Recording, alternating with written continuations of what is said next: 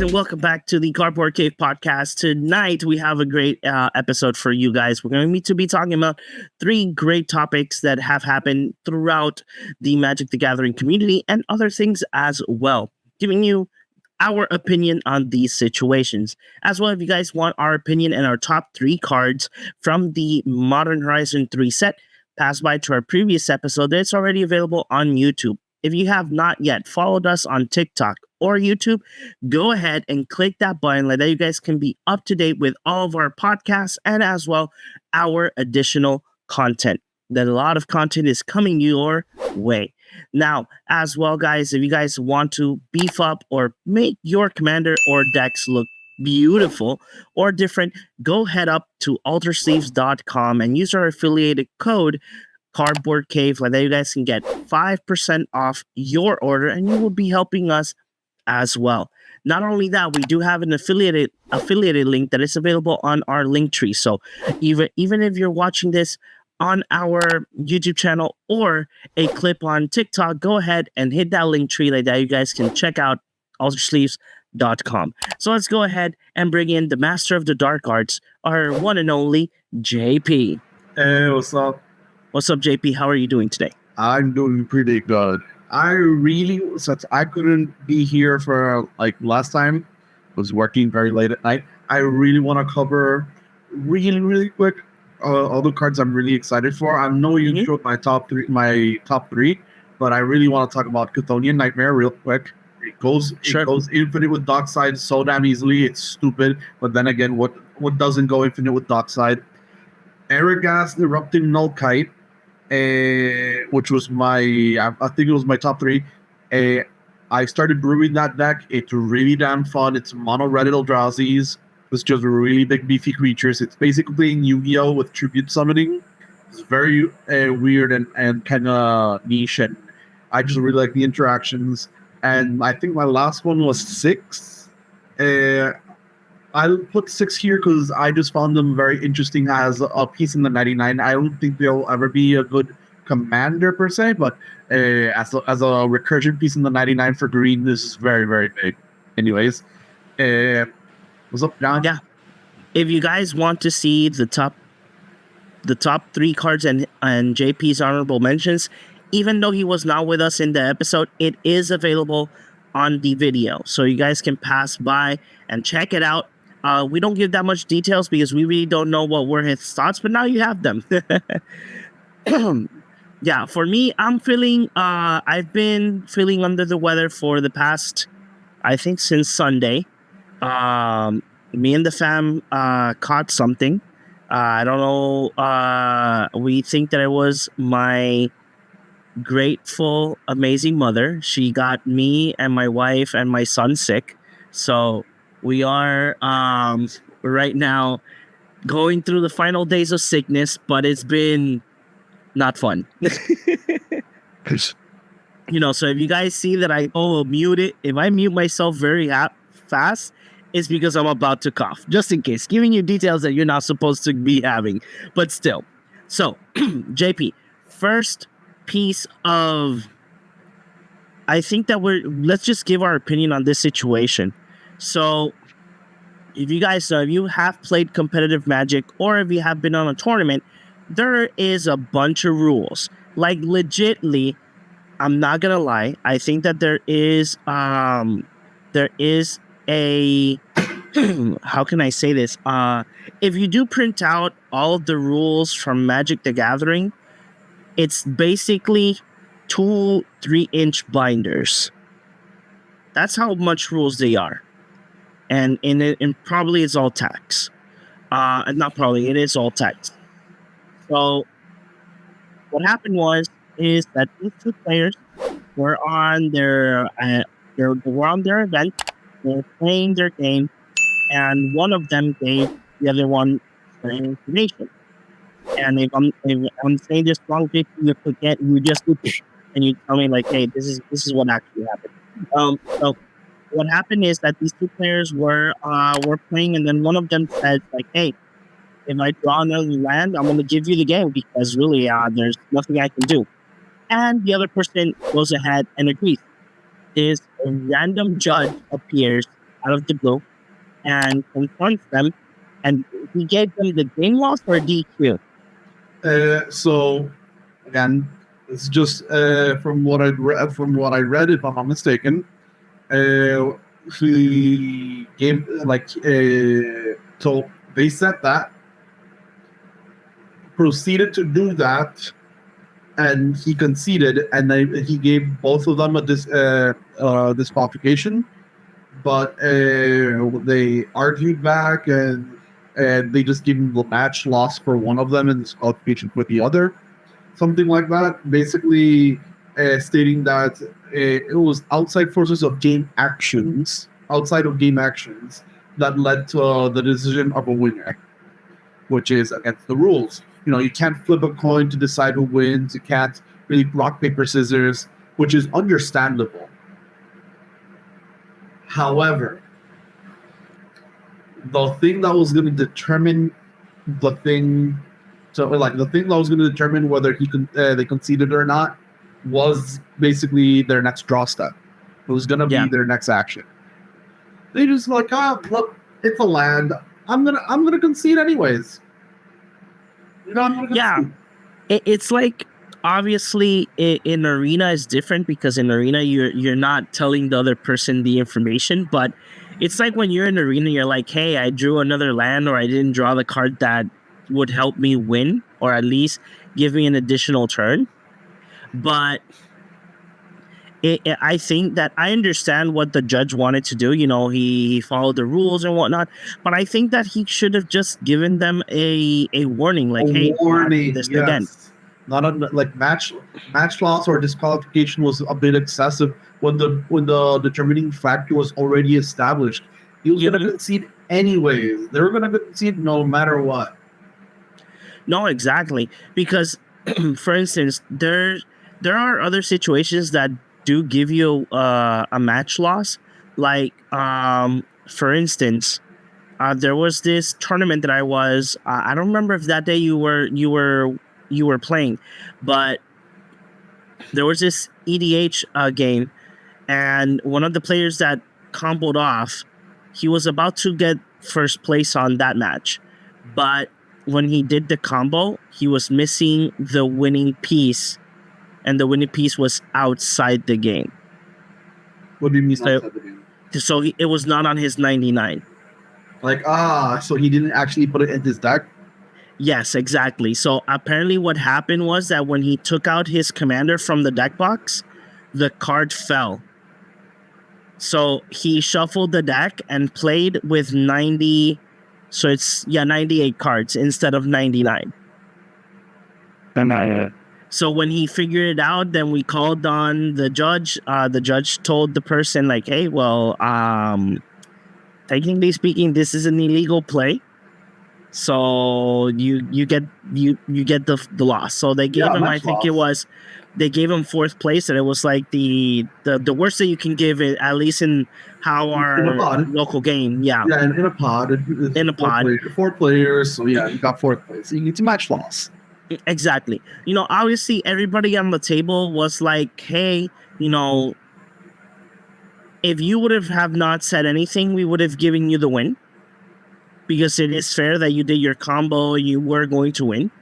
But it is what it is. It happens. We understand that you did win in this case, but without having the card, it's not a win, in at least in competitive play. But I think that I've seen worser things happen or heard worser things happen in competitive play, that judges just go ahead and give a warning, like, hey, don't do this again. The real problem was, like, they called for another judge, and that judge just didn't look for another judge, and that was like kind of a big mistake. Mm-hmm. I read the judge's statement, and it kind of acknowledges that, but they kind of stick by them, by their actions and their words. It can be a messy. It can be a messy thing. It can. Really big tournaments, because these were qualifiers for, like. Oh, these were RCQs. Yeah. If I'm not mistaken. Yeah, but still, even if it was an RCQ, Because back in the day, guys, before we had RCQs, there were Pro Tours or Pro Tour qualifiers, and there were the events that you see now that are called Magic Fest. Those are called what was it? Dang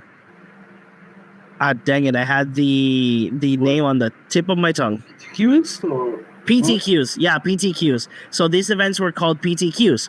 So I remember that I think it was round 4.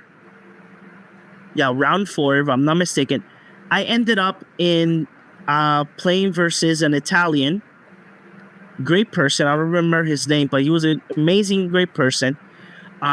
Next to me, there was a female and another player, and a guy playing. And the female player called the judge because she needed to use the restroom. But the odd part was that she took like 10 minutes to use the restroom. Like more than 10 minutes. And the judge was like, we kept playing. And when we saw that she took so long, the judge goes ahead and tells her like, hey, this is not the first time that we give you a warning. But please, if this happens the third time, we're going to give you a match loss. Yeah. Because, 10 minutes I understand if you have like a stomach ache or any type of condition like IBS or something like that. I completely understand. That is something that I imagine that the judges will know, or you would put it like in a statement when you enter the tournament. But if you're a healthy person and take too long, there's many things that you can imagine that the person is doing, like adding probably talking to somebody that has inside information of the person's hand, or changing a card, putting it in a jacket or something like that. You can like magically make it appear. Again, these things do happen. But I think that in this situation, I think the warning should have been posted. The warning should have been given. Like, hey. That also kind of reminds me of why modern eggs is banned. It's like, the pieces for modern eggs are banned. Mostly because the game would go so long. I've always heard this, like for a video, like it was a tournament. Someone was playing eggs, and the other person just got up, left, came back, and asked, "Are you still done?" And he's like, "No, I'm still comboing off." What? Yeah, so that also kind of reminds me of that. Mostly the deck is banned because it promotes bad gameplay. Like nobody really wants to sit down and watch you jerk off for a bit while you find your combo. No, it's as well like people when some people and this is mostly in Commander, when people have like the uncards that are legal. Yeah. Like some people do not criticize, but they get mad when these cards appear because the mechanics are kind of wonky. I'm gonna run one. Yeah, is it the white one? No, Sticker Goblin is too good. Oh yeah. Because like I mentioned, I'm brewing like Airghast, the Erupted Malkite, and if you play Sticker Goblin and manage to add 5 mana, you can pay 5 mana and sacrifice the Goblin to play the Commander. What? Yeah. So Sticker Goblin is way too good. Wow. Right now, I don't have plans to create a Commander. I think I took your guys' advice when we did like the casual. The pre-con ones better. Yeah, I'm gonna just make those 2 better, especially Davros. When I played it with you guys and saw how powerful it could be, I had so much fun. And you only have like very basic Black Blue cards in that deck. Yeah, I do. I do. I can't wait to order a few cards for Olivia. Olivia hasn't had any upgrades since her initial upgrades. So I'm excited to see. I'm really just willing to monetize this 3 I agree, man. Like, not in general. I really like the set. The whole set is great. I just feel like there is not a single rogue, outlaw, pirate, mercenary, or warlock that fits into her, and there's not many outlaws in general in that set. I feel like they have purposely avoided it, and now in this Assassin's Creed set, it's an assassin set, and assassins are outlaws. So I'm excited to see what comes. There's one card in the Assassin's Creed set that I want is the Ezio that gives other assassins free running. Ooh. Yeah, 5 colors. I love it. Yeah. 5 color assassins. I want to play that card. I want it to be my commander. So I really like its effect for the fact that it's basically an execute. If you ever played Assassin's Creed. Yeah, but not just that. Which certain, one? Like fighting games, so just video games. Okay, yeah. If you're at a certain health, if you're at 10, health, like in this case, like because of how the game works, it says 10. But in video games, it just says, "Oh, you're at a certain health." It just kills you. Yeah, and that just feels like that's exactly that's good. I love it, dude. Yeah, I'm so into it. In Modern Horizon 3, I just want to do the Eldrazi commander. That's the only thing I want to do. Literally, that's the only thing I want to do. It's too expensive for what it is. Oh yeah, I know. Realize that there's an infinite combo in the base deck, but it's it's like 10 mana. Jesus. So remember that Ulalek copies triggers, right? Yeah. It is devoid, so it can copy its own triggers, right? Mm-hmm. So you cast an Eldrazi spell. Let's say it's Drowner of Hope, because when Drowner of Hope enters, you make 2 spawns, right? Or 2 scions. Yeah. So you play Drowner of Hope. With it on the stack, you Ulalek triggers, and you get another stack. So now you have Drowner of Hope, Ulalek. You cast the Eldrazi instant. That's like the phasing, like the protection card. Mm-hmm. And that creates the protection card and Ulalek's trigger. Now, pay 2 mana, resolve this Ulalek trigger. Now you copy everything. Because now you're going to copy Drowner of Hope, copy that Ulalek trigger, and copy the spell. Whoa. So after that, because you're copying the Drowner of Hope, you let it enter, sacrifice 2 spawns, copy Ulalek's trigger. You make infinite Drowner of Hopes with that. Jesus, I did not know that. It's because Ulalek copies the trigger. Yeah, exactly. A lot of mana. It's a lot of mana to pull this off with the base deck. But I realized, I was like, it didn't make sense to me, because I was reading the card and I was like, how do you go infinite? How do you go infinite? Ulalek, it copies its own trigger. Jesus. And that's why it goes infinite. And that's wild. Bonkers. Yeah, it is wild. Now, so JP. Yeah. What is? Oh, look, we have a new person in our podcast. Obviously, it's not a new person. We're gonna bring our favorite director inside the show, Alejandro Orengo. Yoked. How are you doing, Ale? I'm good. What are you guys talking about? So just going infinite. Just going infinite, exactly. Yeah. I want to see your opinion. So Ulalek copies triggers. Yeah. And when you cast something, he triggers. So if you cast something on top of it, you can copy the original trigger and go infinite. Oh, they didn't know. Yeah, because you just keep copying the original trigger. So if you can just keep generating that 2 mana to pay for the trigger, you just go infinite. And, Yes. and you can go infinite in the base stack. It's just like 6 mana for Drowner of Hope, 1 mana for the instant, and then 2 mana for that. So you need Ulalek in play, 2 specific cards, and then 9 mana. And you'll go infinite no matter what. You don't need extra mana for it.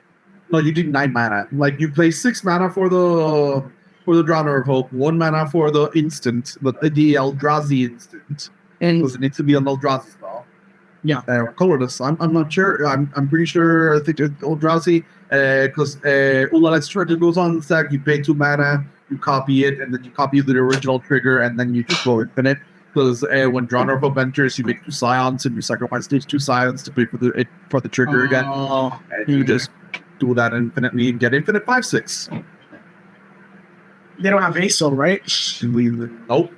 I guess it's fine. I guess. I mean, I know technically you can make the Ulamec deck either colorless or colored, so it does have the benefit of being Warboard. I think it's fine. It's a very it's 9 mana, so it's like a costly combo. It's not like CEDH. It's not like gonna win out. Yeah, it's not gonna win outright. For casuals though, it's gonna be very annoying. But when people realize this, like it comes in the deck. Yeah. Like the combo, you don't have to do anything to have the combo. Yeah. Is it good? It's very powerful. Is the combo good? Not really. No, but it's very powerful for pre-con purposes. Like if you're bringing them up against other pre-cons, that really boosts up the power level in that specific. Also reminds me, people were shitting on a lot of people were shitting at least online were shitting on the Tisa deck, the deck. Yeah. Performance-wise, it's the strongest. And I think it has the best mana. Well, obviously, it has the best mana base. I think it's well, isn't that the one that has all the lands that are different types? No. That's the everything deck. Yeah. It's the everything deck. Yeah. But the everything deck is really cool, though. I saw it in play, and it's really, really wacky. I totally feel like one of my friends is gonna love that deck. Yeah. I know who would love it and not win because he will never find a way to win. Chris. You'll keep looking for a combo. I'm sorry, Chris, but I think that's a bit too complicated for as well. I mean, he learned how to do combo lines. He knows his combo lines. Yeah, he does. Do you guys saw the Nadu combo and how to break it? It's very easy. Oh, yeah. During the weekend, I saw one of the more optimized lists for CDH. I already saw. I was just like, hey, okay, look, I have I have 3 lands, a Mox Diamond, a Shuko, and a creature. Let's just, I just played. Wait a second, it's turn 2. And I went off. Yeah. I reset it. I tried again. Went off turn 3. Went off turn 4. Went off turn 2. It's crazy. Turn 2, you go off turn 2 so damn easily. It's I think the crazy part about this card is that when I first read it, yes, it's a 3 mana, 3/4 flying, all that juicy stuff. And it has the caveat of you can only do this twice per turn. What I failed to notice at first glance was that it's all creatures. And that's kind of the broken part of it. Yes, there's a lot of cheap and free interactions you can do with Nadu, but the fact that it's all creatures has this caveat. If you have 3 creatures, you can be 2/2, 2/2, 2/2. You got to draw 6 cards. It's dangerous. It's I know that Wizards were trying to make it limiting by making it twice per turn. You can say once per turn. Irrelevant. But it should have just been first on the commander exclusively. It should have been creatures you control gain invisibility. And I think second, yes, even if it's twice per turn, they probably did twice per turn as an afterthought.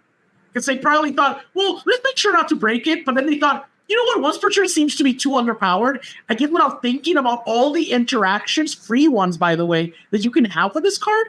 And they just put 2. Yeah. The artifact, the 1 mana artifact that equips for 0, it's $15 right now.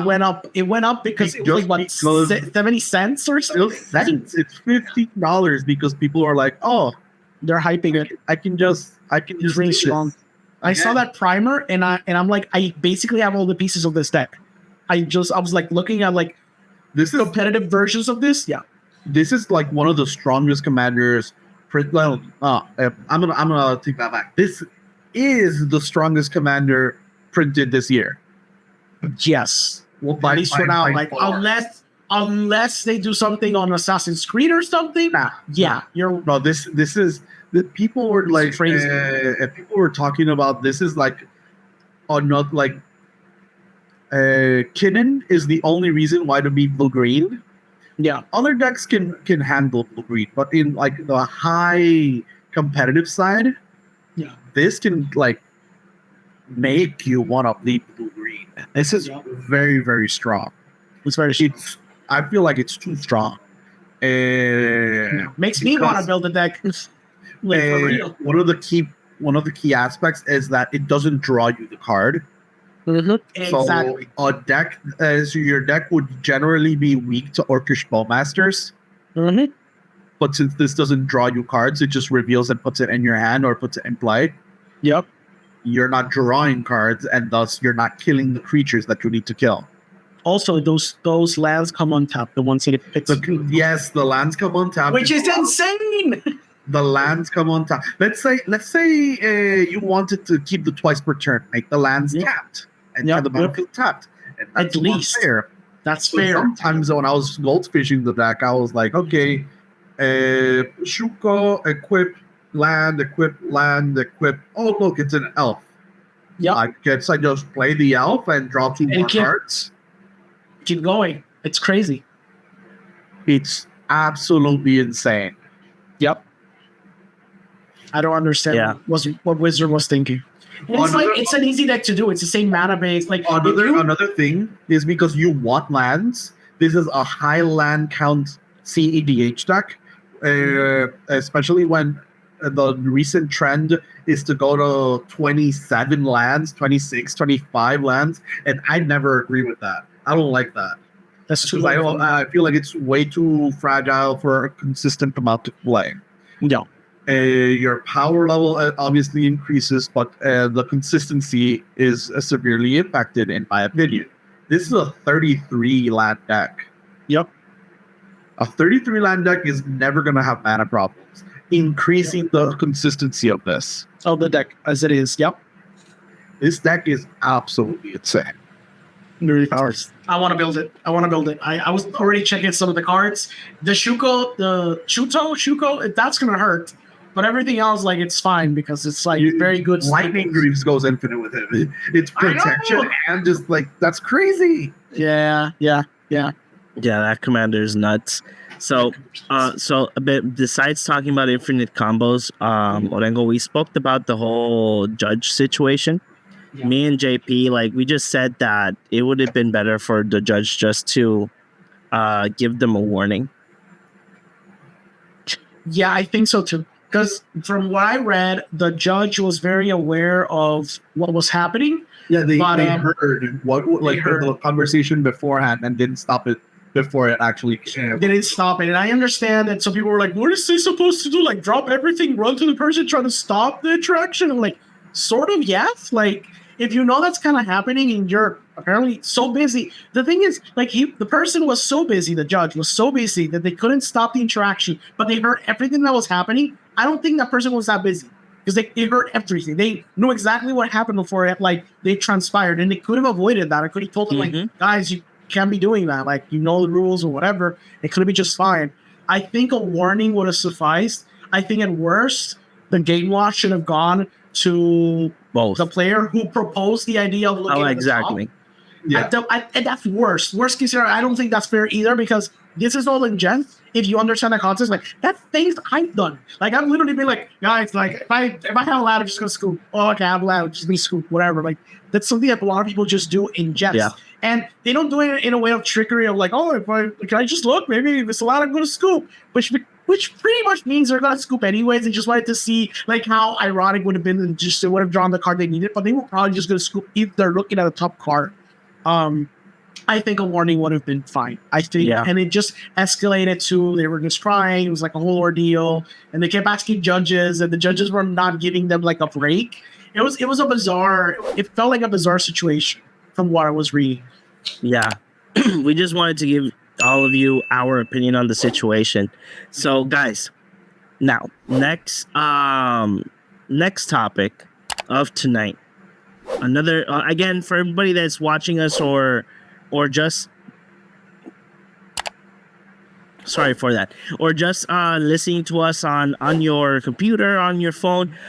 These are just our opinions on these three things that happened throughout this week. So, next piece of news. Now, JP, Ale, what are your thoughts about AI in the art form? Let it be video, let it be video games, let it be artwork per se. What are your thoughts in regards to that? I'm going to say the words of a friend that I'm pretty sure he read this somewhere, but he agreed. And he didn't believe in a soul until he saw AI art and saw how soulless it could be. I don't like AI art. I like it to an extent where it has a place, but when it's commercialized, that's when it becomes a problem. Mostly because it's just using the ideas of other artists and the concepts of other artists and transforming it into what the art is showing. And it's just basically working off the back of other people. I don't like it, and we're talking specifically about Magic the Gathering and other Woods and Ducos products. I don't feel like that should be a direction we should be heading in. How about you, Orengo? I think at best it can be utilized as a tool to breed more creativity. So, for example, if some creative is stumped, they kind of don't know how to proceed, and AI can kind of assist to kind of like jumpstart the brain. It happens to me sometimes. Sometimes I'm like trying to troubleshoot an idea or whatever, and I just quickly jot like what are my thoughts, and I in a ChatGPT to kind of like put everything in a form I can kind of comprehend and not the jumbled mess that is in my brain. Stuff like that is kind of useful. But for anything like creative or like JP said, commercialized, I don't think it's a good idea at all. I think it breeds lazy capitalists to use this instead of paying the creatives who made them be the greedy capitalists that they are. I think it's something that's going to have to be regulated or going to have to be discussed more frequently in order to kind of address and assess how to proceed with AI, because AI is not going anywhere. It's going to stay here forever. It's just going to get better and better and better. So we as a society, we need to kind of like decide, well, what are we going to do with this and how we're going to treat it. And I think that people know when you do AI, people are very adamant about using AI in any form that is by artists for artists. And I think that it has no place being in Wizards. It has no place even in a game, because they backtracked. They said it wasn't for their card game. It was going to be for like a video game that they're doing. Still no, I don't like the idea. Again, at best, it could be something for like pre-production to kind of like outline the ideas or the concepts or how to do it. Maybe execute some basic code that might take someone 10 minutes to do. Well, they can be worrying about other things, so that code can be done by an AI to simplify some steps. What I don't want is AI replacing people. And it's a slippery slope because it's already there. It's already been happening. So it has to be in a way where it helps the creators create and have more time to create, but not limit people or not take people away from their jobs. I'm gonna expand on what you just said. One of the creators I like to follow on YouTube is Caleb Gannon, MTG, and Caleb Gannon, he focuses mostly on limited and student content, and he's a doctor, and like he got his doctorates and he works. It's like YouTube is not his main job as far as I know, and he decided that he loves cube and limited format so much that he wanted to do a game. He wanted to create a game where he would have all the cards, and it's basically like DCS, like DC deck building style, where you have access to all the cards all the time at all moments. And he designed this game, but he also kind of had to have art for the game, right? So he used AI art. And I feel like in that case, it's fine because it's his personal project that he wants. He kickstarted it. He designed it. He used the tools for the AI art. He's not really like commercialized. He's just working on his own stuff. If it's his own stuff, I guess that's fine. I think I would get upset if he just chooses to like put this on Kickstarter or something, or kind of monetize it. I mean, he did kickstart it. Wait, I think I know. One person. I think I know which Kickstarter JP's talking about. Just give me 1 second. Let me see if I can look for it. I don't know if I think that's okay because he kickstarted the project and now he sold this. This is a product that he sold to people with AI art. Yep. I don't think I agree with that. I think there's a problem there because that's where the slippery slope comes in. Like if he was going to kickstart it, he could have got some of those funds and give at least one or two artists. The pledge is $1, $5 because you can just print the cards and play. Oh, okay. So the pledge is like is more like a Patreon then? Like how can it be a Kickstarter? What's the product? If you want an actual like box and everything, it's $69. But otherwise, you can buy a $5. Yeah. A $5 PDF and just print the cards. He just wants the game out. I know, but maybe the PDF is like the PDF is threading the line. I think that having a box set where it's literally AI art, that's where I don't agree. I don't think that's okay because again, if you're selling that for $70, how can you tell me you can't like commission some art? How many did he sell? So currently, I love this dude. This is a problem. No, that's fine. That's fine. It's 4,000 backers. 4,000 backers. 4,000 in general or 4,000 with the box? No, in general.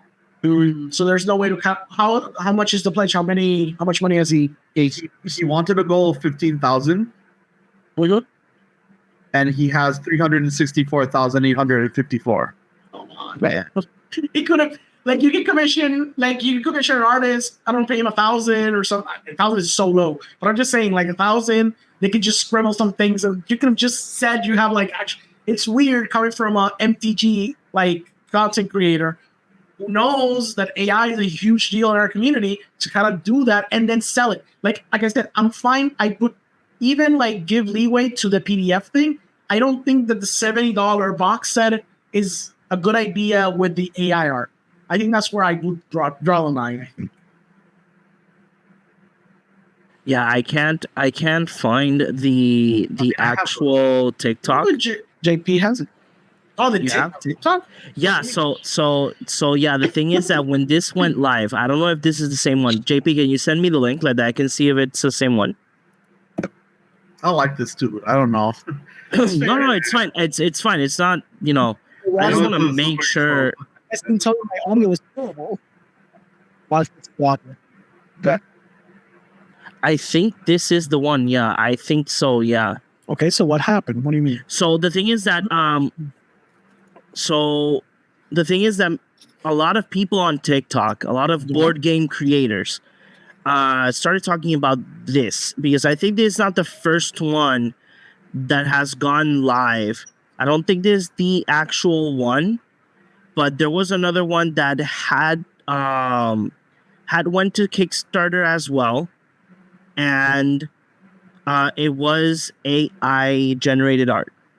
So a lot of board game creators, like for instance, our I just lost the sticker.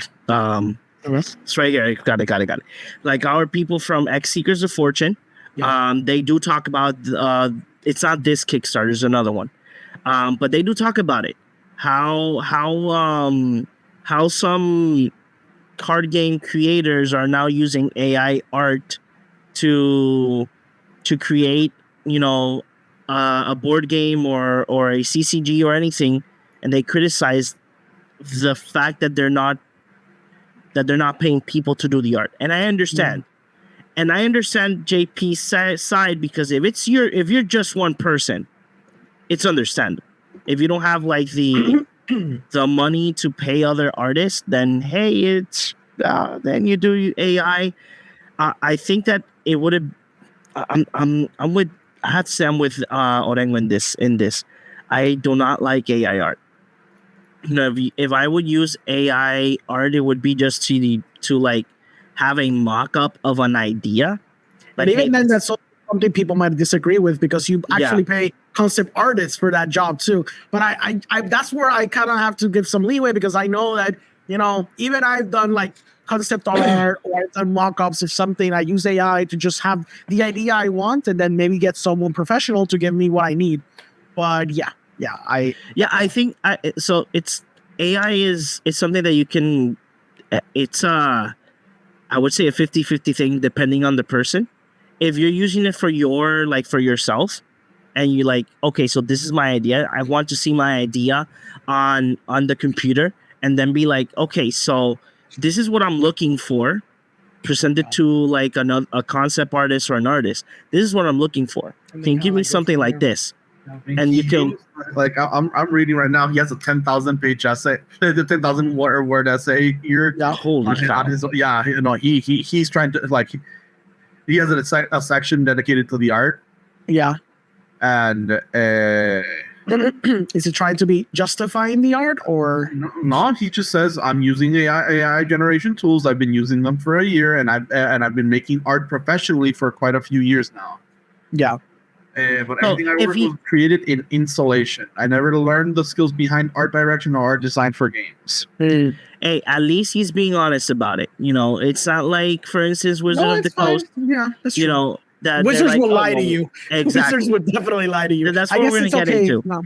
Because again, you can use AI. This is something that I've said before. You can use AI as a tool, like, to help yourself out. For instance, if you guys seen all of our clips are generated by an AI, but it's because we don't have time. We sit down. Oh, the recap clips. Yeah, the recaps. So he uses like three AI systems, draws and then finishes. No, two AI systems, draws and finishes touches with a third one. Oh, okay. So he uses a lot of tools. Wow. No, that's fine. At least he's being honest. Not like, for instance, our people from Wizard of the Coast. Oh, he even has a backlash for why. Like, okay, I was not prepared for the backlash in response to AI image generation going mainstream. In hindsight, it makes sense. AI is scary, unknown to many people, and there's a ton of misinformation running around on how it works. And he just keeps on going for this. Yeah, the people. If you haven't seen the Terminator. Yes. How many cards does the set have? Like, how many cards? I didn't check, but I think it was a lot. I can like a general rough, like, is it 50, 60, 100? 635 cards for $70. 600. You're 635, and you're able to play with 2 to 5 players. 625. Something I'm actually I should. I might. 195. If you back it, JP, that's fine, dude. You know, you're a fan, so you're a fan. Okay, so there's no judge about it. Okay, so I am calculating here a second. 665. Wow, so you can play up to 10 players. So theoretically, 5 players. So theoretically, if he would commission, because I started googling how much like a Magic the Gathering artist would get like commission work. An average illustrator receives from anywhere from $400 to $600 per card. And more established artists get paid $1,000 to $1,300 per card. So let's assume, you know, he's in the industry, he's in this world. He probably can get some buddies to kind of like give them a flat rate or something. He could have gotten like that 655 cards. You said 665 cards. For let's say it's 100 a piece. It could have been $6,000, like $7,000, and he still would have a lot of money left over. So I don't know, like I don't know. He could have gotten some people. Oh, you know what? A good compromise could have been. He could have had the free like the $1 version, the $5 version be AI art, and be like, okay, if you guys want, this is the way he could have fixed all the situation. Guys, if you want the 69, I also want to preface that he started this AI, this whole project, years ago, way before people started like being vocal about having problems with AI art. Okay, before it was like very like problem. The problem, yeah. This is years in the making. Like he's not. I also want to. I like the dude. I'm sorry. I'm trying. No, it's fine. It's fine. No, it's fine. Again, we're not saying that we're having a debate. Which we're is having nice. a debate. Exactly. I think I just feel that maybe the issue would have been fixed if he would have just done the $1 and $5 version with AI art, and just have the box sets be with actual. If you could even sell it as like, oh, we're gonna have Mark Poole art.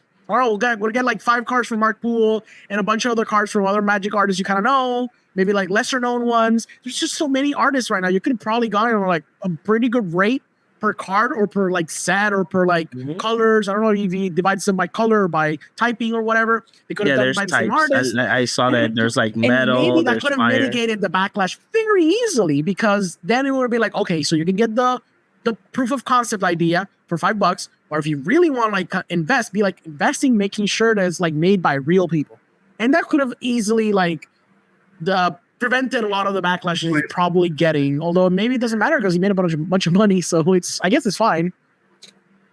Yeah, I don't know how much is the percentage that Kickstarter stays with, but still, it's 10 to 15, I believe. Oh, okay, it's not that much. Could you also show me the how much you say like a flat rate for the art per card? Well, I googled quickly like how much MTG artists get paid, and it was on format.com. It says that an average illustrator gets paid $400 to $600 per card. If it's like a more well-known, I got the calculations. Like if I use that rate and I use 400, it's 226,000 per like.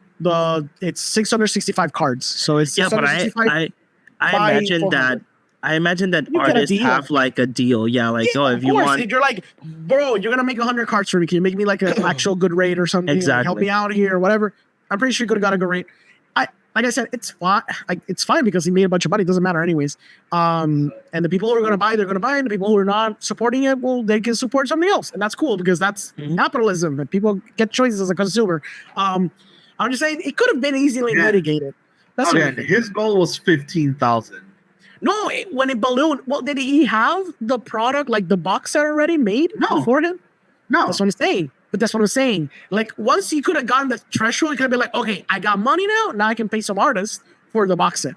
And again, it could have easily been mitigated. I'm just saying because it's like the backlash was going to be obvious. I don't like it. This was 4 years ago. Well, when did he start the Kickstarter? 4 years ago. Well, actually, on the Kickstarter? Yeah, that's the thing. It all depends on the Kickstarter. I understand that he has this idea for a long time, but I guess it depends on when it started. I can't see where it's I think if we look at the post and look at the last one, I'm going there right now. And the estimated delivery is July 2024. He started August 8, 2023, so it was a year ago. This was still like a big issue. Like he should have known that it would have become like a backlash. He addresses it, so and I don't. Depends when he addressed it too. Yeah.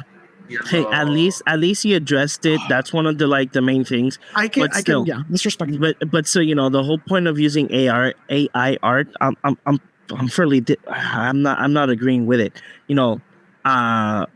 There's No. Again, I understand like where he stands on.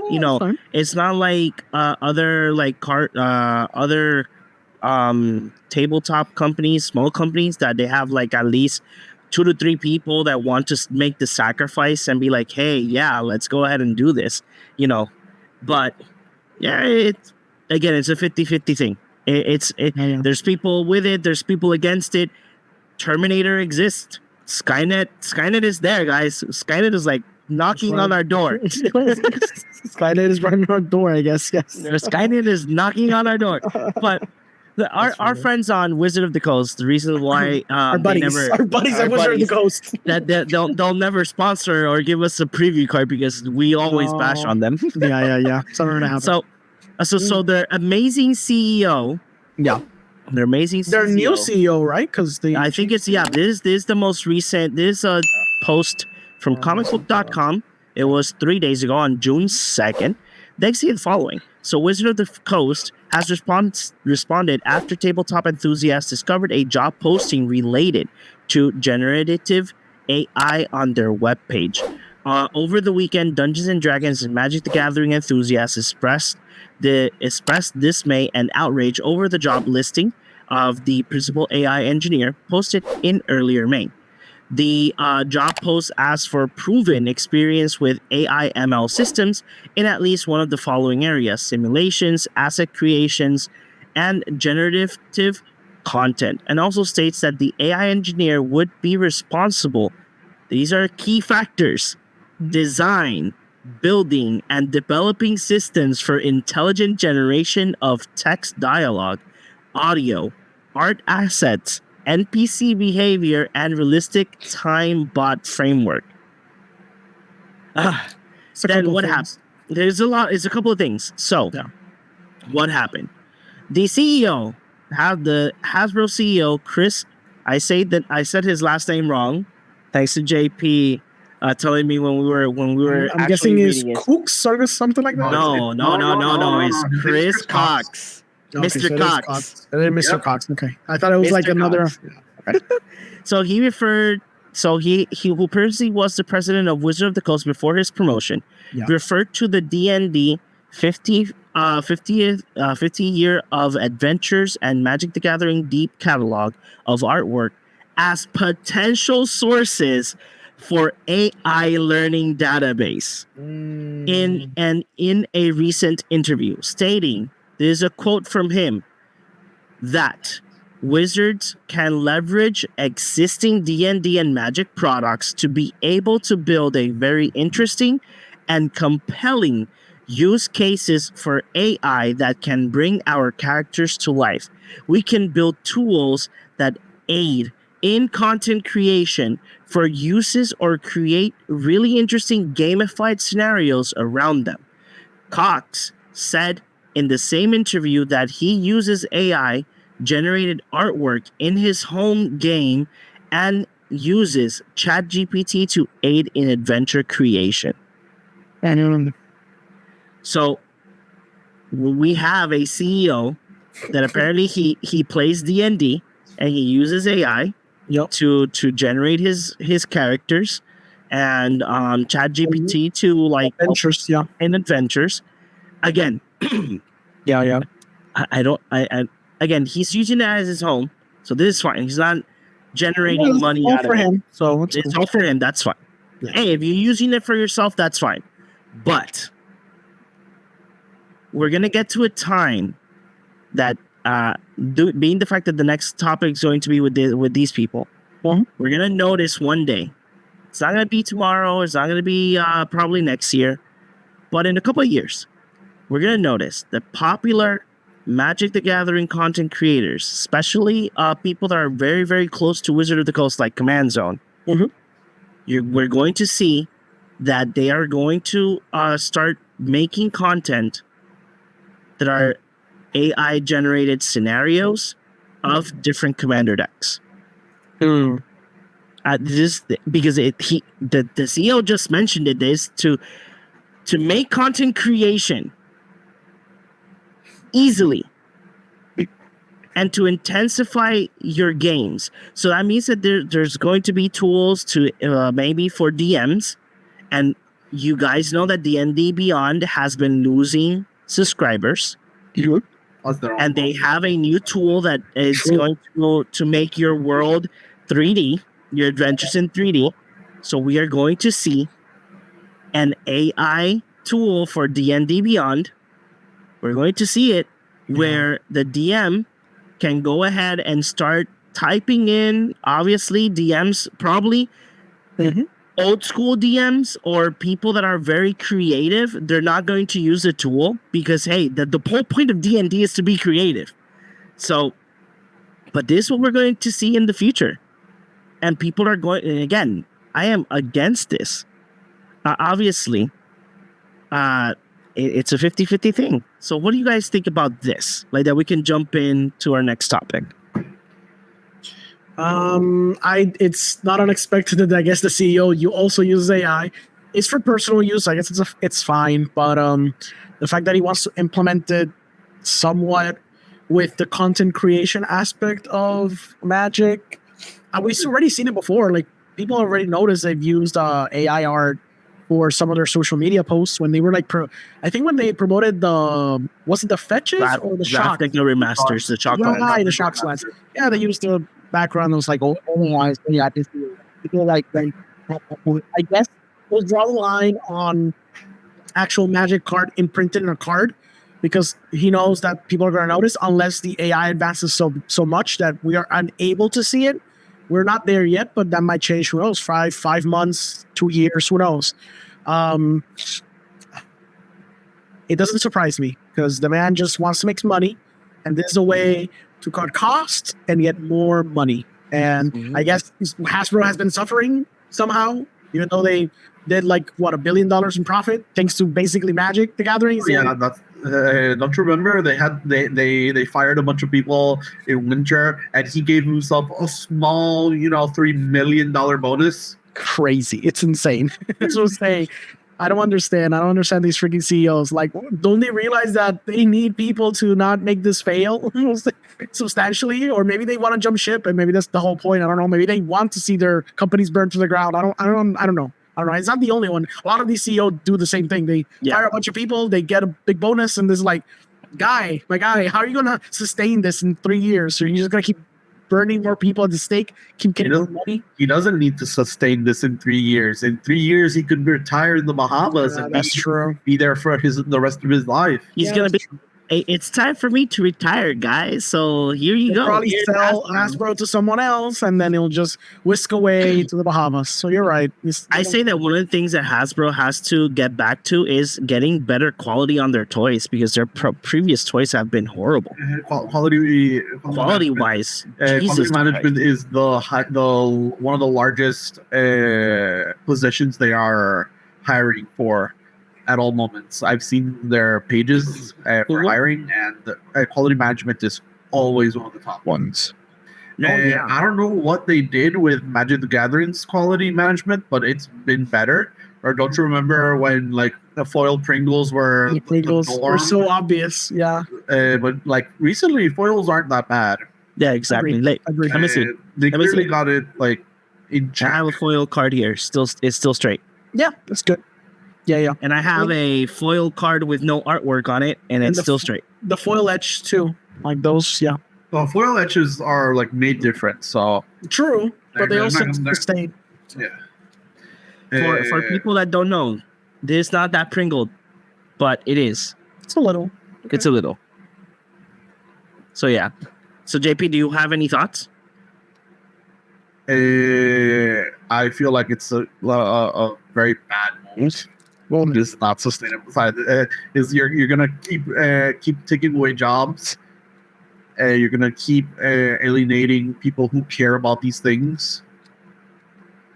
AI can be a tool, but it needs to stay a tool, not be a major influencer. Yeah, I agree.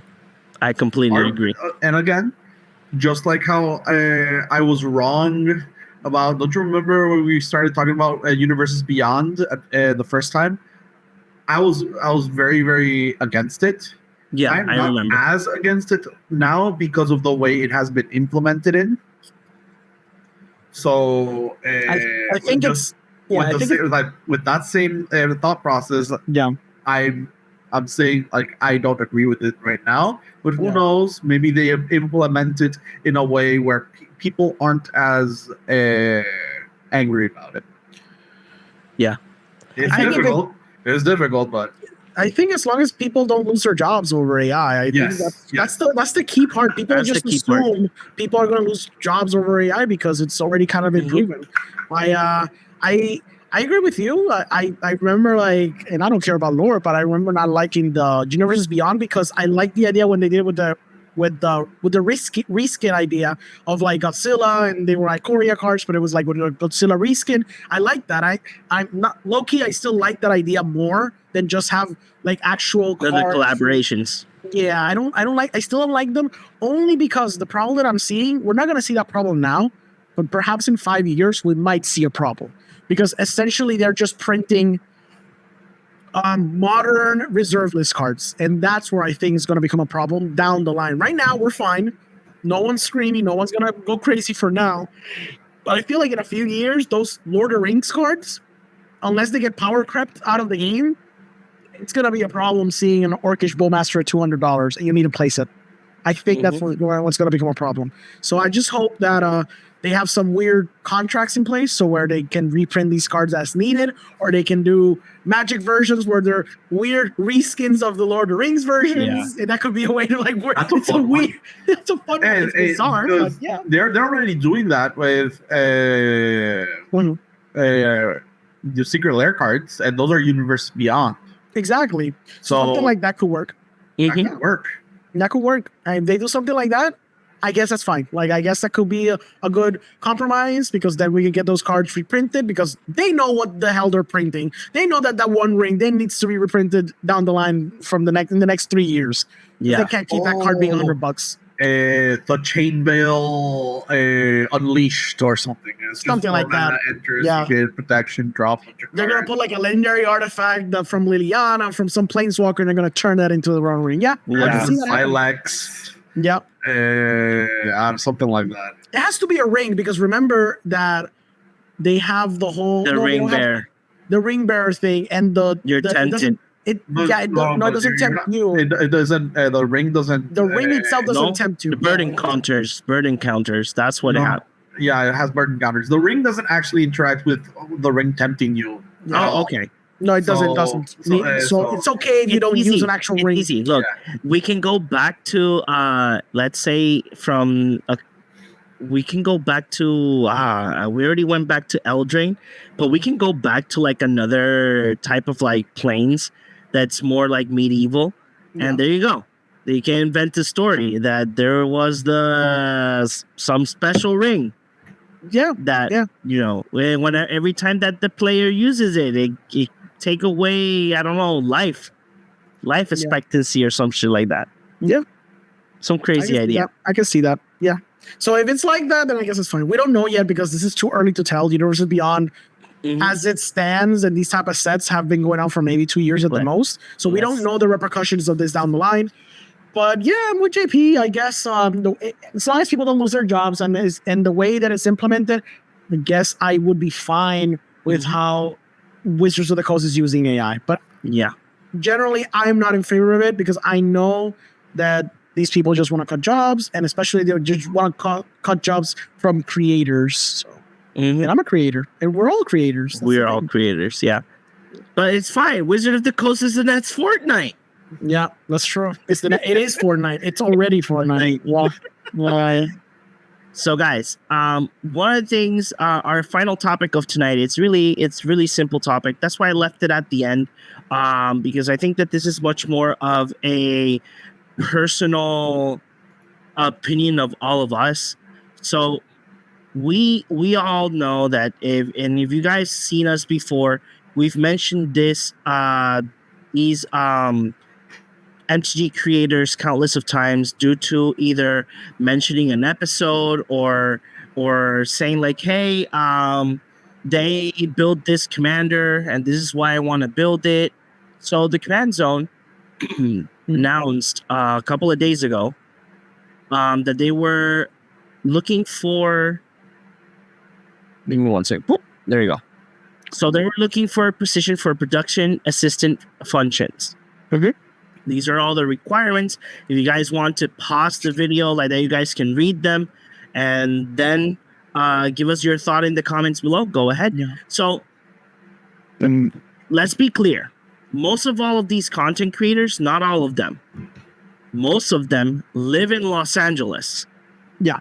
Los Angeles is very expensive. Yep.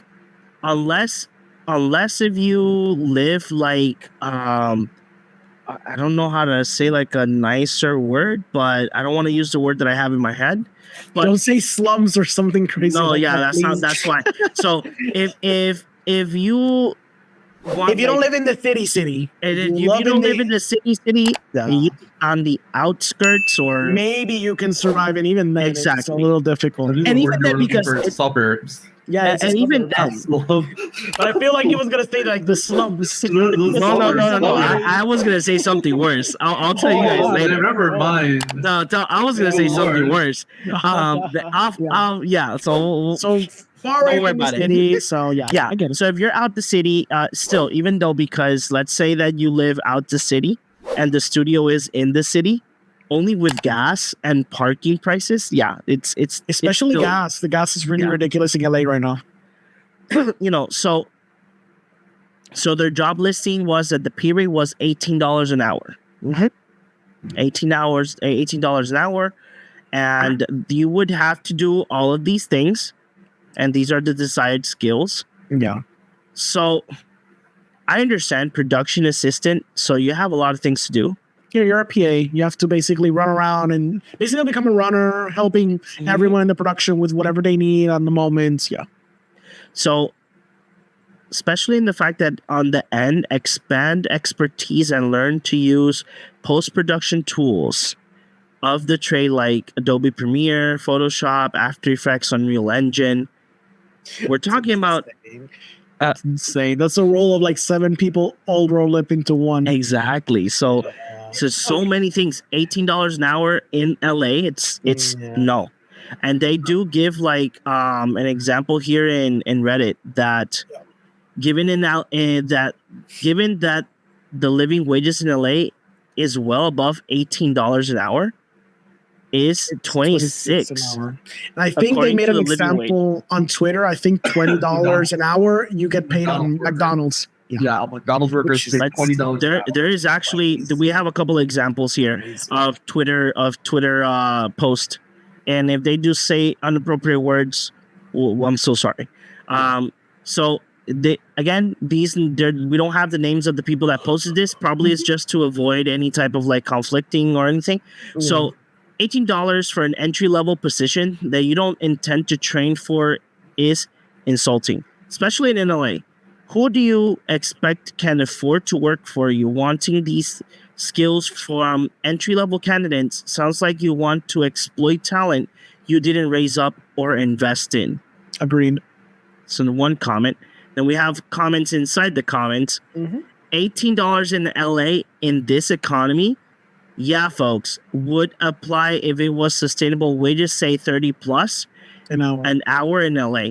Also, forcing whoever applies to basically show up to LA, yeah, not a smart move, fellas.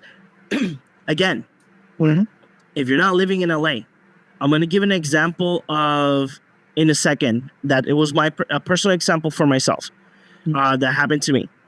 As a PM in Orlando, I wouldn't dare offer a low $18 for a PA position, and our minimum wage is way lower than LA.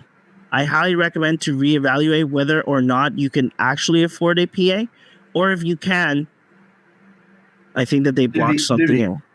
Yeah, DV up. Oh, okay. The tax between your current crew, because this rate is insulting. Yeah, I think divvy up means like kind of like disperse those abilities amongst the people already working there. Yeah.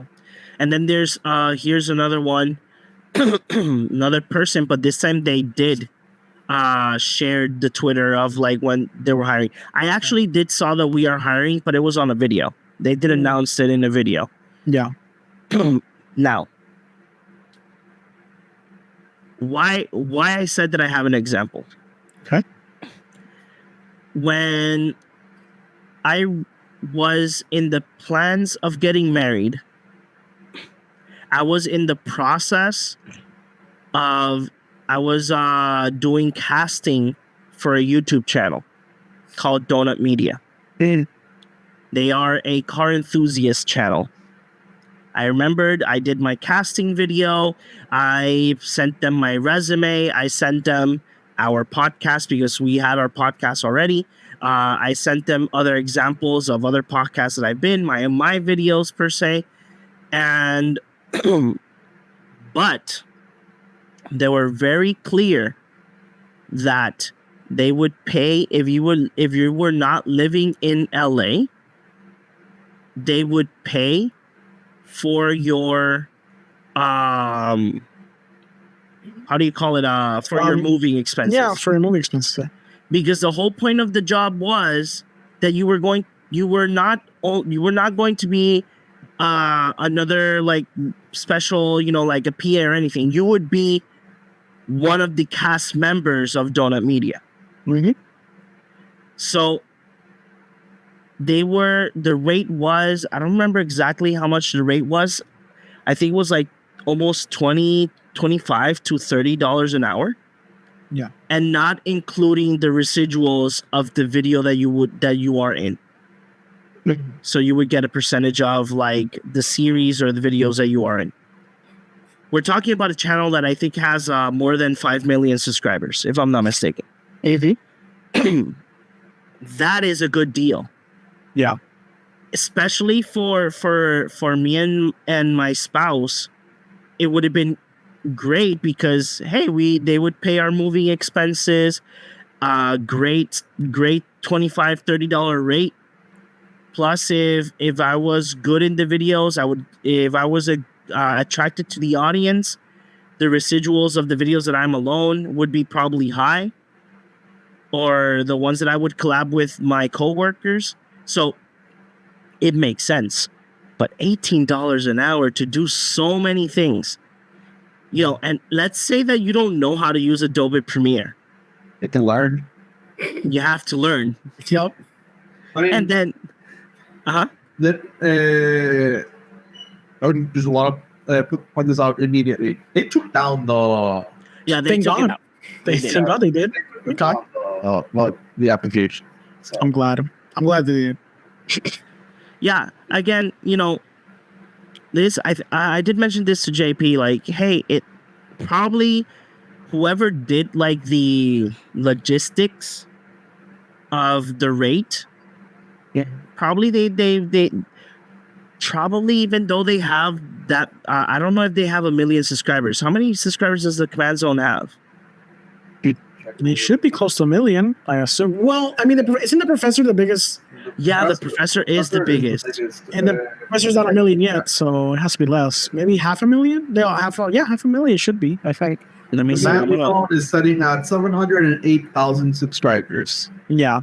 Understand that if I'm not mistaken, and might be having this number wrong, they already have a 20-person crew. Yeah. So they can, They can probably afford it. So I went to the Command Zone Social Blade. So their estimated monthly earnings range from $873 to $14K a month. A yearly earnings, it's $10K up to $167,000. That's only on YouTube, right? That's on YouTube, but they probably have sponsorships. They probably have they do. collabs with Wizards. Wizards probably pays them a lot of money too. They have a Patreon. They do have a Patreon as well. The Patreon too. So they do get they are sponsored by, I think, if I'm not mistaken, Card Kingdom. Ultra Pro too. Ultra Pro. Ultra Pro. They do have the random sponsorships like Raycon, Keeps, The Factor, the food company. Sometimes they have VPN companies come in. So we don't know how much those companies come in. Worst case scenario, they have 2,806 paid members. At worst case, if they're all paid $5 each, it's an extra $14K a month. So that's basically what they would make at worst on their if they're YouTube, the basic tier. on their YouTube. Yeah, that's assuming, which I'm pretty sure they're not. Assuming on their baseline tier, they get $14K, and that's exactly what they would get at max on YouTube every month. So they're getting exactly that just on Patreon. So they have the money. Exactly. Yeah. So let's put it. let me see if I can take out a calculator. Poops. So some math. So there is around 3 normally there's three sponsorships on each video. Mhm. I imagine that being the fact that they are around a minute to 30 seconds, they have to be at least $2,000 for each spot. Yeah. Because it's in the Super Bowl, and 30 seconds is almost what? 100,000 Super Bowl is $1 million, I believe. for 30 seconds, right? I know it's a lot. It's a lot. It's a lot. So $2,000, I'm being here spectacle. That's not including that Ultra Pro and Card Kingdom. They have affiliate links. I got it. So USA Today said Super Bowl ad in 2024 cost for 30 seconds $7 million. There you go. So yeah, $2,000 is for how many people they pull in. That's a little. So it's three. Let's say that each 30 seconds is $2,000. Mm-hmm. So if we multiply that $6,000 for the 3 sponsor videos, the ones that are like already there, like Keeps, Factor, VPN, and any other thing that they have. No, bunch of ads here. They run ads. They're monetized. Exactly, their ads. That's what you told us the number from the Social Blade. So that's it's just a Social Blade number. So that would be like view counts. View count. So you told me it was like 14K, right? It's 14K. Patreon is at minimum 14K, and now you add the sponsorships plus, and that's per video. Not per month. So we would have to multiply. Yeah, that's per video. No. What I said is per video, per month. I'm sorry. What John is saying, it would be per video, if I'm not mistaken, because it's the ads within the video. the ads within it's per video. That's why they changed every them. time. That's why they change them, because probably the company can't pay them for every single video. They make like 3 videos a week, I believe. Mm-hmm. It's like Command Zone. It's a podcast and game nights. Yeah, but they also have extra turns. Exactly. Yeah. So we're talking about multiple videos with multiple sponsorships, because sometimes they change. Yeah, they probably change. So it would be how much per video? Like $6,000, $10,000? So $6,000. Let's say that a good YouTube video, let's say Command Game Nights.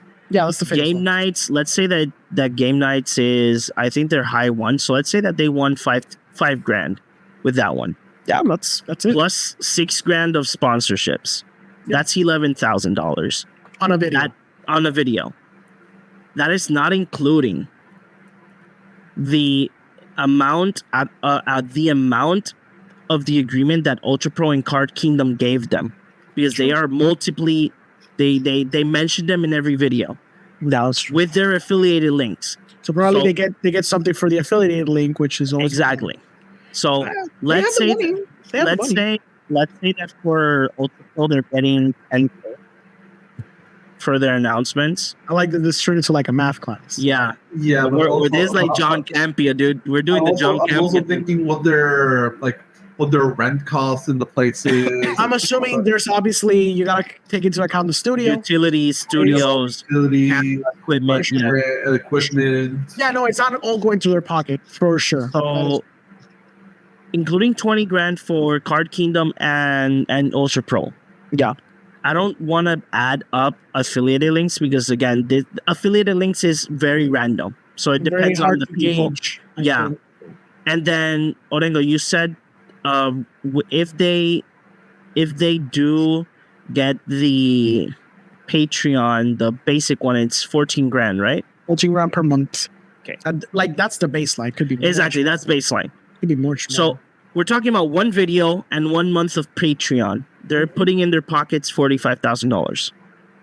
Yeah, and that would be the video is 14. Like you said, 14K the video. For the video was I said 5K. Okay, 5K. So you got 14 a month. You got the YouTube, it's around 14, so it's 28K, and then the videos would add up subsequently based on the ads. So it's weird that they would just kind of like lowball what a like a production, like a PA would be in LA, considering they should know the rates, and they have already 20 employers. I don't know why they would kind of like be a little cheapskate. Yeah, and most of these, PA. And I imagine that most of these that are employed that do come out like in extra turns and whatnot, they do. I imagine that their deals have to get residuals from the episodes that they come out. I'm gonna be a bit of the devil's advocate right now. Go ahead, go ahead. Go And ahead. also think like maybe they just didn't do a cost-based analysis of what the current market is. That is Maybe fair. maybe That they, is fair. they based this on what a few years. Oh, it's like when was the last time we hired? Oh, it was like 4 years ago, 5 years ago, and the difference between 4 and 5 years ago is actually quite insane. Yes, And because of the inflation. no, it's not only that because COVID and Yeah, COVID yeah. changed up the entirety of the game. Yeah. Oh So yeah, and most of their hires are inside hirees. Yeah, it's like they Because already had a lot Rachel- of these people. Their most recent hired was Rachel Weeks, and she appeared in the Command Zone Before that. game nights a couple of times, and then was that for this year, last year that she was going to be part of the Command Zone. Yeah, I guess we can be charitable. My only thing would be that still they should like the optics of it would be like They need to I kind of feel like they should address it. Like, hey, yeah, we didn't know. we didn't know. We can't. It's like we didn't think this through. 1,000%. We're gonna come back with the job offer, and we can talk about money afterwards. That's fair. And they could, I think the only problem would be like you're asking a PA, and I know that most jobs nowadays are like this. You have to kind of be multidisciplinary. You have to do a bunch of things. You have to be really good at a bunch of things. But asking a PA to also be good at editing software is a little bizarre to me. When PAs generally, like in movie sets, I'm speaking, generally PAs are just runners. They just like, we need coffee in the morning. We need you to help like run some documents. I need you to like go to the third floor and get some documents for me. It's mostly like busy work that no one else can do because they're busy doing other stuff. But it's weird for them to like also ask them to also contribute in post-production. It's odd. Yeah. I don't know. And that point, the knowledge is on Onego, because I really don't know jack shit about that. It's weird. Like that would be like an assistant editor. Like you're asking, or like a content creator. You're paying for a content creator bundled with a runner, bundled with what else? I don't know what else. So there's some like 3 different jobs. And again, I understand that generally PAs and interns get asked a lot because they want to prove themselves. And I get that. That's fine. But you said a word that really bothered me right now. Interns. It's essentially an intern job. Yes, but interns deserve to get paid living wages. I agree. That's the problem. I agree with all of that. Yes. I was talking about this in one of the chats with a friend, and I got peeved very easily, considering that it was like, oh, well, like it's an intern. What do you mean? It's $18 an hour. It's like, but the minimum wage, it's like the minimum livable wage is $26 an hour. McDonald's workers make $20 an hour, and they should, and they also deserve a livable wage. I agree. Yeah, I agree. But he kept trying to defend it. It's just defending the capitalist. It's just an intern position. No. Again, That's wrong. we haven't even mentioned that they have done Kickstarters. They do get paid for their live events in the Magic Fest. Yeah. They do get paid for their appearances. And not to mention what people have to pay to enter their areas. Don't you remember that the last time the huge event? I think it was in LA. It was empty because nobody wanted to pay like $300. It was a stupid amount just to sit around for a few hours. Yeah, now because per day. I might be getting the numbers wrong, but I remember the stupid amount, and people were like very angry. That was like, those were the level packages, because you could get like packages like, oh, if you pay, I think it was the Lotus for the Black Lotus version that gave you access to everything, and then you could have like I think it was like a lunch or a breakfast with the Command Zone people. Again, you can see them around the con. Yeah. You need to pay $300 to do that. That's why, one of the reasons why I like certain other content creators, I'm gonna be honest here. I prefer the Professor 100%, because the Professor just walks around. You're like, oh, look, the Professor. picture. Yes, click. That's it. And you saw the professor. And or can you sign me a merfolk, this merfolk, because you like merfolk? I don't know. Mm-hmm. You know, and most of the content creators that are already like very popular, Brian Kibler, his girlfriend. Was this event done by the Command Zone? The venue you guys are talking about? Or The thing is that Wizard of the Coast made a section that was completely for Commander, and if you wanted like special access, like let's call it special treatment. Mm-hmm. If you pay like a bunker that level, like the Lotus level, you had like more access to like Josh Lee Kwai and Jimmy and whatnot. You know, the whole cast. When you think about it, it's still more expensive than even like that you would pay for like that. And like if you wanted to meet like, I don't know, Ewan McGregor, you pay like $100 something bucks. And you get to like take a picture with him, maybe get an autograph, watch it for like 5 minutes. Like, I don't know, like 300 some stuff. I know it's like a bunch of people. But it's people that you can see running around in the con. Yeah, That's the thing. You could probably Because stop and talk to them too. Unless let's put an example, like unless the professor is on like a Comic-Con, like a New York Comic-Con, and they invited him to be a guest, now it's understandable if whatever price he wants to put for signatures or pictures, right? Yeah, fine, yeah. But if you go to a Magic Fest that he's like, oh, I'm going to be in the Orlando Magic Fest, Mm-hmm. and you see him walking around, obviously you just have to ask him like, hey, professor, can I take a picture with you? Can you sign this card for me? I know that they will say yes. He'll be fine. Yeah.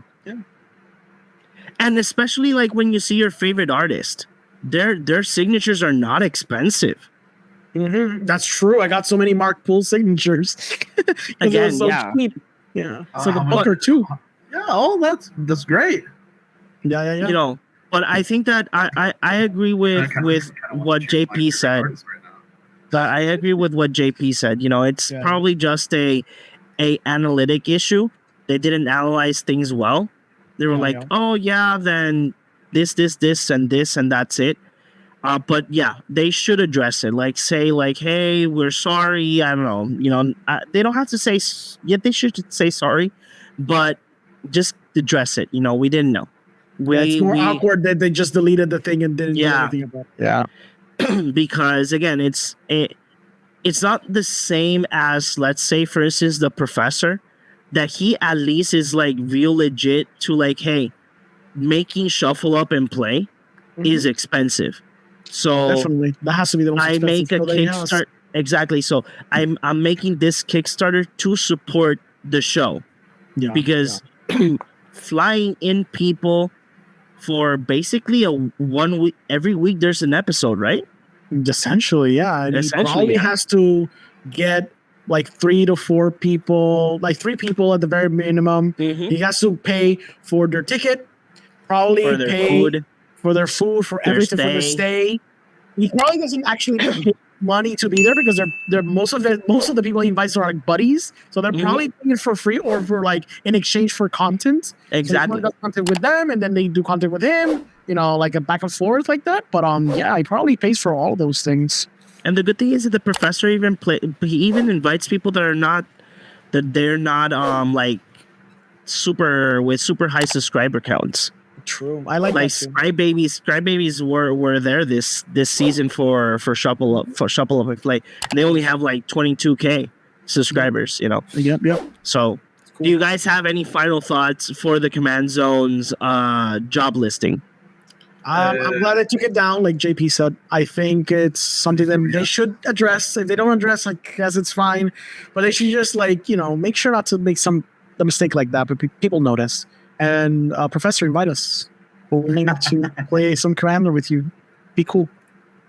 That would be great. Yes. How about you, JP? I don't have good words to say right now because okay. I just checked the Magic 30 Command Zone event they had a year ago. Yeah. It was to enter to play Commander, $360 to play Commander, to sit down and play. Yeah. I didn't understand that. I thought it was like a different thing. Like, No. so if you wanted to just sit gave down and me a play heart Super attack. Commander, where you could just sit on the floor and play with people, you have to pay $300 to play it. Yo, let's go to Denny's and just buy Oh, exactly. Let's get some buy shakes and play water Commander. and play Commander. Yeah. That's it. Yeah. I'll treat you all to shakes. It's cheaper than $300 to play Commander. Yeah, like hey, Which is what's why, your favorite shake? like again, giving them the benefit of the doubt. Maybe Sure. they did the bad analytics, but also they it's not the first time they do like a bad monetary decision. In this case. Yeah. Like it's like they don't announce it very well, and they're kind of And I think I heard, like, if I'm not mistaken, it's not the same event that even though it costed $300, people couldn't play it because it was like, no, the Magic 30. I was talking about another event at first, but then I looked up the Magic 30 one yeah. because there was another I think event. That the was Magic empty. 31 is the one that like nobody wanted to play, Carlos won. and then the Magic 31 was $360, and it was sold out. Yeah, but people couldn't play apparently because there wasn't enough tables. I think that was the problem, right? With the Commander section. I think Carlos talked about that. That kind of like it was always kind of busy and he couldn't like play too much Commander in it. No, yeah, and he said that to get the events, like it was hard as well. Yeah, he told me it was a bunch of lines that he had to take. Yeah. Obviously, it's Magic 30, and I get it, but maybe it was like poor planning on top of the many things. Yeah, he said that he had to make like 2 lines, one to get the ticket, one to get the goods, and then the little goodie bag. And then when you go in, you already lost half of the event of the first day. Yeah, because you're doing lines all day. Exactly, yeah. Yeah, that sucks. Hopefully, Yeah, it's not like they fix it. It's not like when you go to like any type of Comic-Con and you just go walk around. and if you want to like get an autograph or something, just get the ticket, make the line. Yeah. Bada bing, bada boom, you're done. You buy well in New York Comic Con, you just buy a ticket online and you just go at the time that you're allotted, and that's kind of it. Unless if you want to go to a panel, you go to a panel, you do the line like an hour before. If you have already the ticket and you go in, that's just not like I'm not gonna say my comment. I'm gonna stay quiet. I was gonna criticize something, but no. I'm gonna be quiet on this. It's a wholesome show. We don't criticize it. Yeah, we don't criticize nobody. Jesus Christ. But yeah. So guys, I hope you guys enjoyed today's episode. We just wanted to give our opinions on these 3 situations that happen in our world of Magic the Gathering, just to give our opinions. Each one of us gave different opinions, and as well, there's a lot of new content in our YouTube channel, guys. Like when I say a lot of new content, I say a lot of new content. We're close to 2,000 on TikTok too. Check us out. Yes, we are close to 2,000. How much we're missing? I think like 4 people. Yeah, it's like 11 people, I think. Like last time I checked. So we're very close. We're close to 2K. And that's all thanks to you guys. So yeah, 11 people. The correct number.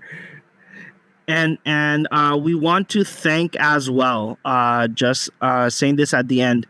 So X Seekers of Fortune, guys, is available in Kickstarter right now. And it's officially funded on day 1.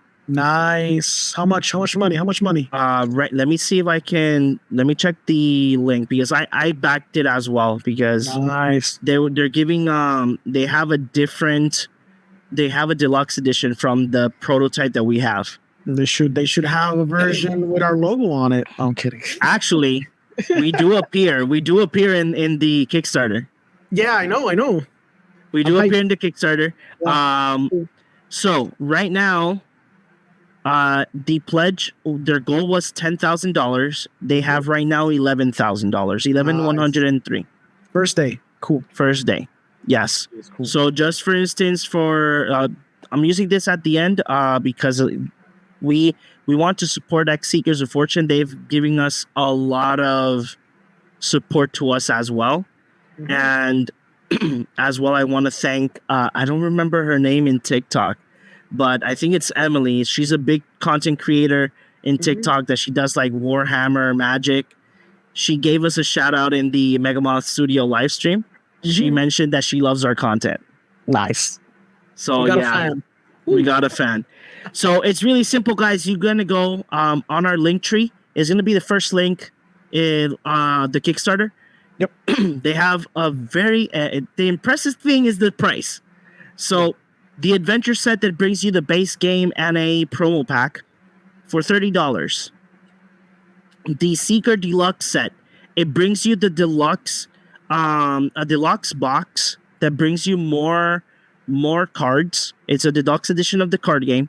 It brings 2 playmats, a high quality metal relic coin, the promo pack, and all the stretch goals that moves forward. And the box will have an exclusive Kickstarter artwork.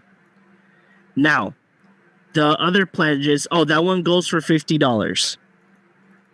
The multiplayer bundle will bring you 2 base sets, 2 exclusive promo packs, stretch goals for $55. The multiplayer deluxe bundle, it will be for $90. It will bring you 2 copies of the deluxe set, 2 promo packs, and the stretch goals. And these are for local game stores. Again, the prices are really great.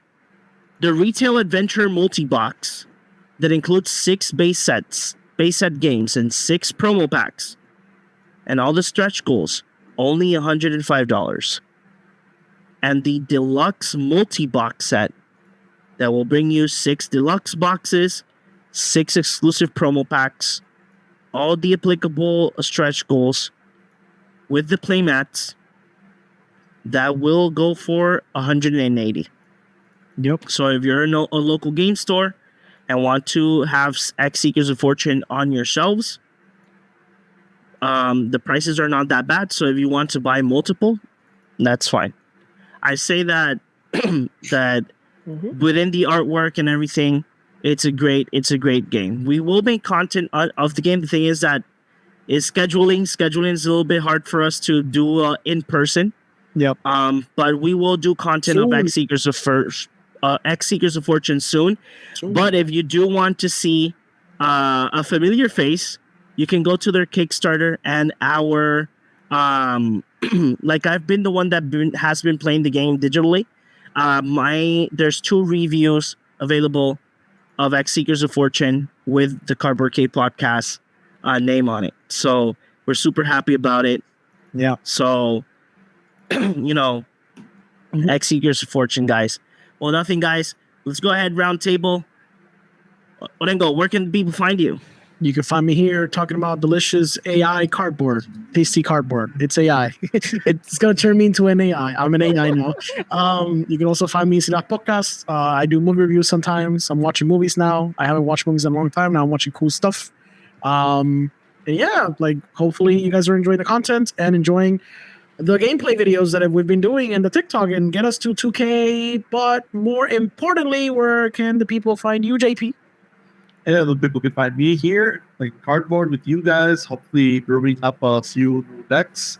I have a few ideas I have in the back burner, but for now I'm going to be making Olivia better. It was pretty fun. Yeah, playing last time. Hey, how about you, John? It's easy. You can find me here in the Cardboard Cave podcast social medias. I'm very active in TikTok and as well on YouTube. And as well, we have a lot of new content coming your way. There's one in post-production that we're still editing because it was pretty lengthy video and super fun. And as well, you can find me in Reel In Films. That I am a movie critic as well as Orengo. And I have a couple of interviews coming your way in the in our YouTube channel. And as well, I'm super excited because they have been sending me more from the festival, the Annecy Film Festival, the animation one. They've been sending me more. Super excited about that. More opportunities are coming in, so happy about that. So you can find me in Reel In Films. Just follow us in all of our social media, guys. We have much more content going your way, and it's all thanks to you guys. So we will see you guys in the next one.